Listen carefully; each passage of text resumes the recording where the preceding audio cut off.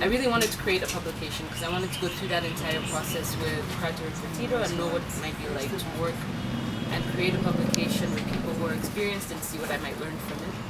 I really wanted to collaborate because I'd been writing my own poetry throughout the residency, reflecting on my experiences, but I really wanted to learn from the multitudes of people that I'd met and all their experiences and their knowledge.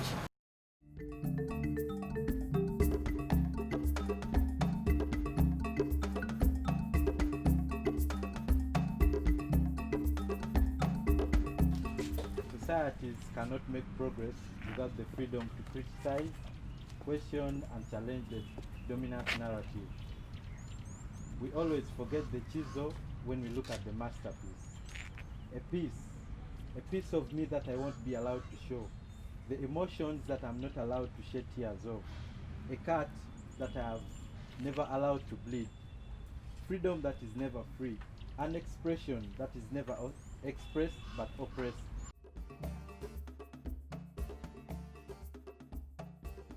For me, what was really important was material, and I started working with charcoal and glitter. Reason being because I'm just hugely fascinated by African women and their experience, and for me the charcoal is quite symbolic because it's something that I notice, like, most women are always in the kitchen, they're always touching charcoal, they're always cooking, and it's also this material kind of like reflects the things that pass through their hands, the things that they touch.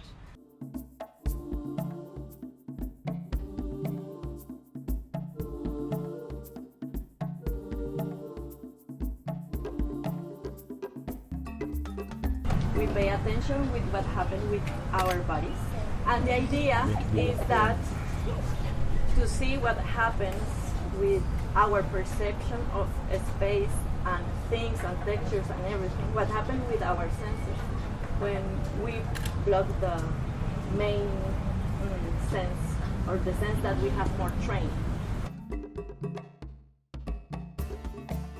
I think of my practice as an intersection of different roles or fields, which has to do with maybe artistic research on an expanded notion, educational practice, and I've always been engaged or had an impulse to participate in organizational processes, and that sometimes has meant having the role of a curator, eventually, like in some specific occasions, but also a coordinator or a producer or whatever else it's called.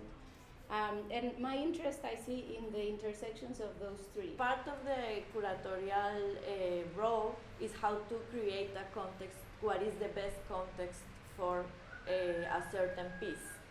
Is it a museum? Is it somewhere else?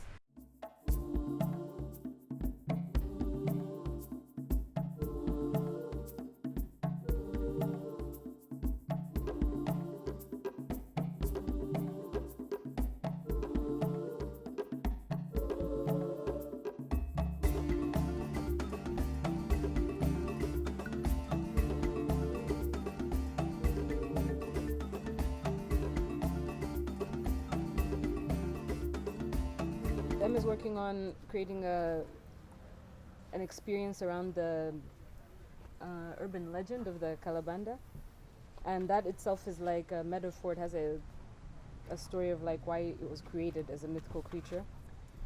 But then we also had some examples from Aloka about like everyday things that we hear that are also metaphors that inspire a fear that teaches us, like don't sit on 3 cooking stones, or don't sleep at night, which is like a superstition that something bad will happen to you, but the logic behind it might be that you'll lose something of value.